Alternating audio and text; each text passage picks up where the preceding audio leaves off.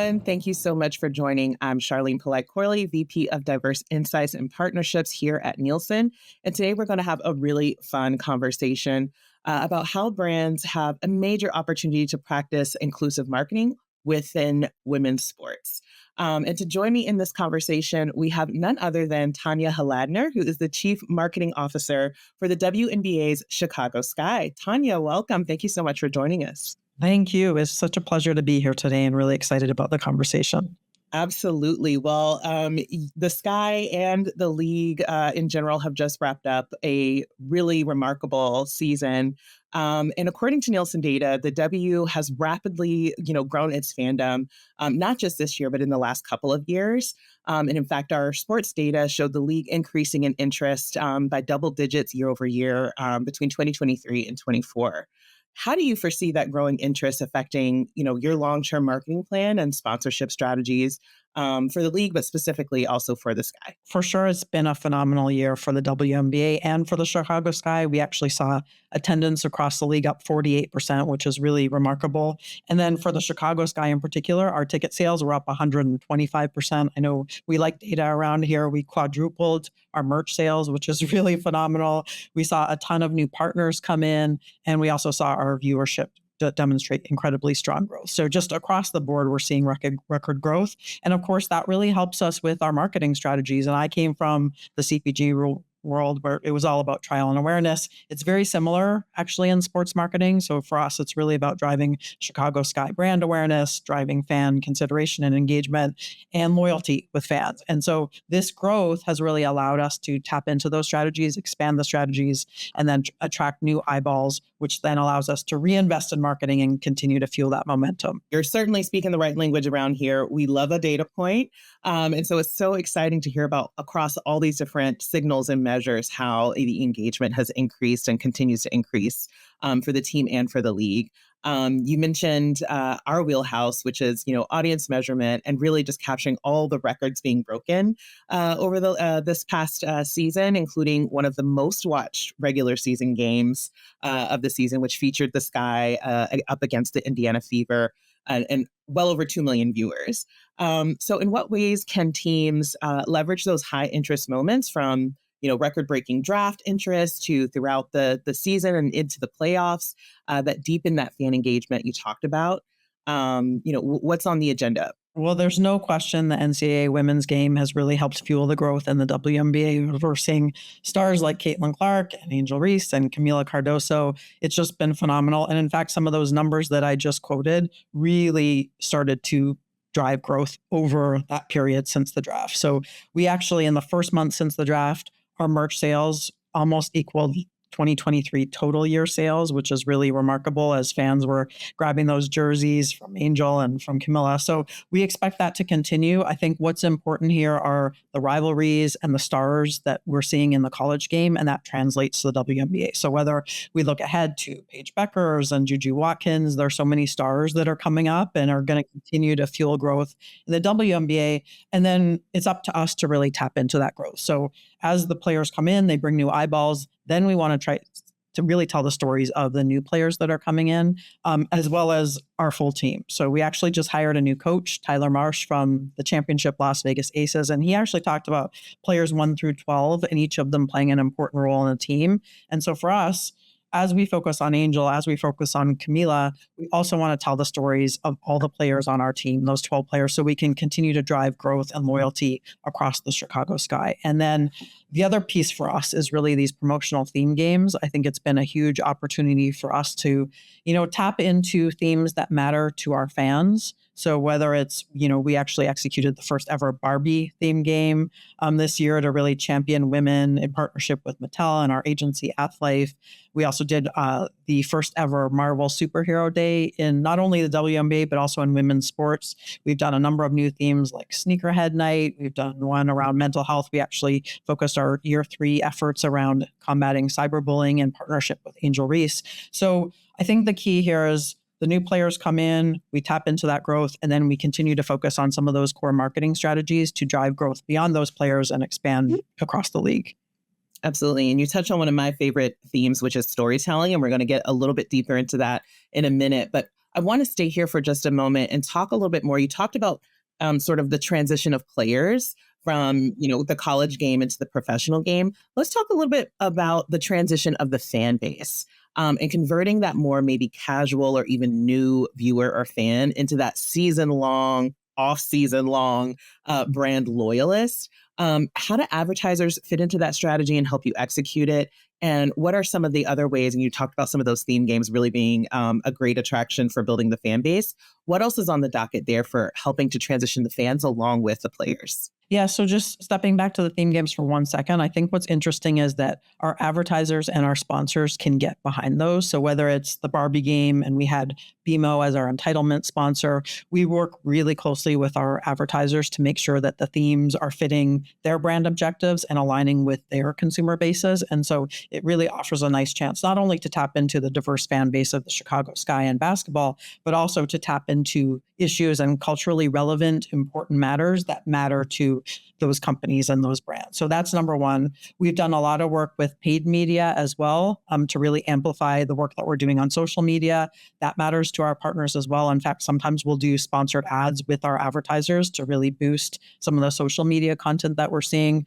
I think also we have a new rewards program in place, and we actually piloted that this year, which was really designed for our season ticket members, but we're looking at ways to bring in the casual fans as we look to year 2, year 3, so that we can incent the behavior that we want, whether it's buying merch, buying tickets, attending more games. And so fans can be rewarded really for their behavior and drive future growth. Fantastic. Speaking of sponsors, our Nielsen Fan Insights research has showed overwhelmingly that sports sponsorships are one of the most trusted advertising channels among consumers. And about 60% of WNBA fans traditionally, 60% of them are more likely to recommend a brand sponsor to others. So really kind of doing that work of being a brand ambassador. Are there new categories that you're going after or new clients or sponsors that you're going after to translate that fan trust into your potential advertiser base? So first of all, you're right. Our fans are incredibly loyal to brands. They're also very tech savvy. I don't know if that has come up in your research as well, Oh, but yes. historically, because they had to look for new They've ways had to to see the be. Yeah. games, right? To watch the games, and that's changing a little bit with the media rights and then the national games that we're seeing. But I think that creates a really receptive audience. They're loyal to brands. They're tech savvy. They're open to social media and different media channels to reach them. And so I think that's really critical. We also have, as I mentioned, such a diverse fan base. So everything from families with kids to Gen Z to cutting across, all races.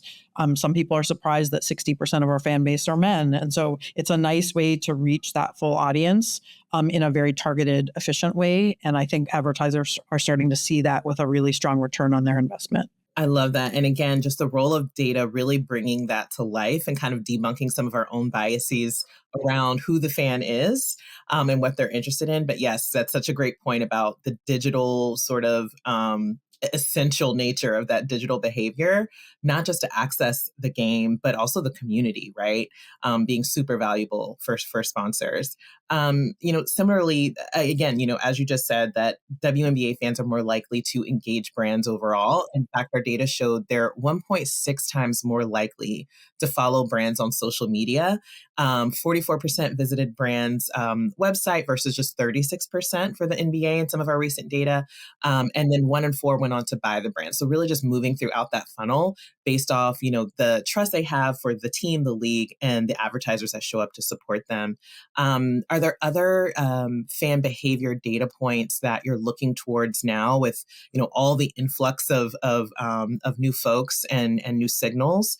Where else are you maybe looking to understand the importance of engaging in women's sports, women's basketball in particular for your advertisers? Importantly, because we know where our fans are, we can be really targeted with that messaging. And so I think social media as an example, like we doubled our following. We're well over 1 million followers across all of our platforms. And so that gives us a very efficient way to reach our fans in that space. And, we all know the importance of social media these days. That allows us to tell the player stories. And so that's critical. We also have a huge email database, actually over 225,000 in our email database. And that allows us to send targeted messages. Oftentimes we'll partner with our advertisers. So they'll have, we'll have our content and then we have our partner ads at the bottom of of our emails. We have really strong open rates, especially before games, that know before you go critical information. And so we can reach our fans when they're really interested in getting that information. So that's really critical.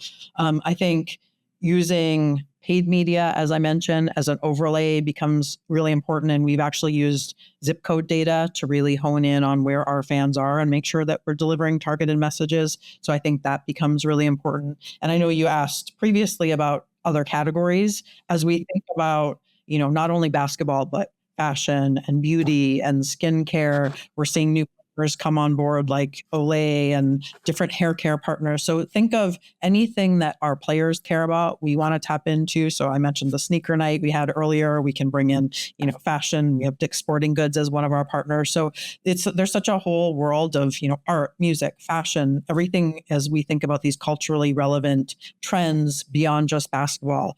I think are really bringing in new partners as well and allowing us to use those organic touch points to reach our fans and also amplify our advertisers' messages. It's so true that, tuning in for the game before the game, with the walk-ons, the tunnel game. I want to know the lashes. I want to know the hair supplier, all That's of right. it. So That's very right. excited to see more of those sponsors continue to come on board with the Sky. You touched on storytelling once again, and it's Yes. so critical, especially, you mentioned the strength across, 1 million social media followers across, all the different platforms. And when it comes to telling those stories to help elevate the brands of players in the team, how do you balance sort of that storytelling, sponsorship, and the authenticity that's needed to really resonate and connect with your fan base? Sure. It's a great question. And storytelling has really been a focal point for us, especially over the last 2 seasons. I know it's a buzzword for everyone, but I think in this case, we've got real players that have real stories and we want to help tell them. And so we've done a couple things. One, we actually hired a female-owned production company named Cove in Chicago to really help us elevate our content. And you may have seen some of the work we did in partnership with Olay and Ford and really trying to blend the player's story with the advertisers' brand messages. And we spend a lot of time with our advertisers really trying to understand, okay, what message is important to you? How do we bring in the branded activation and then combine that with the storytelling of the player? So for example, with Ford, you would see our players driving maybe a Ford Bronco, getting some really cool content with this beautiful blue new car, and then also getting into the richness of their stories around sacrifice and resilience. And we called it the strength to make the moves that matter for Ford specifically. And then we did similar work with a brand like Olay, where it was around skin in the game and skincare and how important it is to look and feel good. And that gives the players confidence to then be at their best on the court. And so really finding that overlap has been critical. And then at the same time, we've actually really elevated our internal team. So we've hired some team members, producers actually from the Denver Nuggets, from the Chicago Blackhawks to really bring in sort of best practices when it comes to storytelling. And that allows us to find this really nice balance between sort of external high quality production and then internal storytelling. We did some really fun work with Microsoft with this STEM contest with some of our players. We have some really smart players that are able to answer like these really tough questions and sort of show their knowledge in the tech space and encourage even young girls and women to, whether it's code or get into tech. So that was a lot of fun. And we did one around salon conversations. We talked about hair care earlier. And so just having two players really talk about what it's like to get their hair done and at the same time showcase that and then have them tell their stories has been really impactful. So that's something we really want to continue. And as I mentioned earlier, telling the stories, not just of the one or two stories that our fans know, but really broadening out and telling the stories of every player on our team so that fans can get to know them. That's so great to hear. Again, and Nielsen Sports research also kind of just underscores how much sense that makes when it, especially with attracting the new audience or the audience of tomorrow, that there was a report we put out that showed that there was a lot of interest in content that went beyond the game in order to stay connected. And especially with, such an extended off season, I think that's, so important to continue to keep folks hooked in. Our team on, Nielsen Business Impact, Inclusion, and Belonging also fielded some research around, nearly half of audiences felt content was more engaging when there was inclusion behind the scenes. And so to hear about, you've got the right storytellers and sort of creators to frame the story, working alongside the team is really, really powerful. So that's great to hear. Absolutely. And we spend a lot of time with the players too, just understanding their interests so that we can really match up like what stories do the players want to tell. Some of them are really active in the community. Izzy Harrison was, for her, lupus awareness is important to her. So we want to give the players opportunities to tell their stories and then match that up with our advertisers. And that's been a really cool opportunity for us as well. I would just ask, as you look ahead, to continue and exceed the growth that you've seen the last couple of seasons, um, you know, what are you focused on to help your advertisers continue to increase their investment in the league and with the Sky? And what does that look like? What do you look for in an ideal partnership to make sure that they are, taking into consideration all the diverse storytelling, the diverse fan base, and the diversity that makes up the team in the league? How is that top of mind for you? We talked a lot about storytelling. One other piece of this is we just completed some brand positioning work with one of our agency partners, Barclay OKRP, and it's really centered around the city of Chicago being a fighting city, and it's called Glory to the Grind. And so what I love about it is it really speaks to our style of play. So it's all about a city built on toughness and authenticity and resilience. And so that's really Chicago Sky. It's all about grit and being scrappy and being competitors on the floor. And then we sort of take those values also into the community. And so our next step is to really take that positioning work and build a whole campaign so that we can start to tell the story and build brand equity behind the Chicago Sky. So the player story is really critical too. But as we think about driving sustainable messaging, players come and go. We all know that, especially in this league with expansion. And so if we can build a sustainable story around the Chicago Sky, we think that'll really drive relevance, not only for us, but also for our advertisers and our partners. And then to your second question around which partners, I mentioned a lot of these different relevant cultural trends that are important to us. I think we really just want any partner that believes in our message and believes in diversity, believes in women, wants to support women, wants to support women's sports. We want all of them. And we have a very diverse network of sponsors, everything from, old school sponsors that have been with us from the beginning. So like Magellan, which is a steel company. You might not think of that initially when you think about women's basketball, but they've been one of our most supportive partners. We've got University of Chicago Medicine as we think about healthcare. And then we've talked about the fashion, the beauty, the sportswear, and all of those make sense too. But, everything from tech, Microsoft and Xfinity to food partners. We have local Chicago Robert's Pizza as one of our partners. So we are very open. Any partner that wants to be part of this journey, we welcome them with open arms, and then we customize our messaging to make sure it works for them. Fantastic. Well, it sounds like you've got a busy off-season plan to get ready for yet another successful season. And we definitely wish you and the Sky all the best. I just want to thank you so much for taking the time to chat with Nielsen about all the great work that's happening in Chicago and across the W. So unless there's any other exciting news you can drop and premiere for us, any final words? Sure. Well, first of all, thank you so much. It's been a pleasure speaking with you. But I think we are amazingly excited for the following season. I mentioned we just hired a new coach, Tyler Marsh. So he's a player's coach coming from the world champion Las Vegas Aces. So we expect him to inject some of that championship culture into the Chicago Sky. We also have our draft lottery on Sunday. So fans can tune in 4 p.m. Central, 5 p.m. Eastern on ESPN on Sunday. And so we will either have the number 2, number 3, number 4 pick. We'll wait and see that coming out of the lottery. And then we also have the number 10 pick. So it'll be an exciting time leading into free agency as well as the draft. And then probably last but not least, we did introduce a new mascot this past season, Sky the Lioness, as we think about diversity and bringing some women's empowerment and strength and resilience to the team. And we really piloted her, but we're looking to really take her to the next level in 2025. So fans can look to see some excitement around our mascot next year as well. Absolutely. And that empowerment is so needed right now and going forward. So thank you so much for sharing all that detail with you. We can't wait to have you back to see how everything is going. And thank you all for tuning in. Until next time.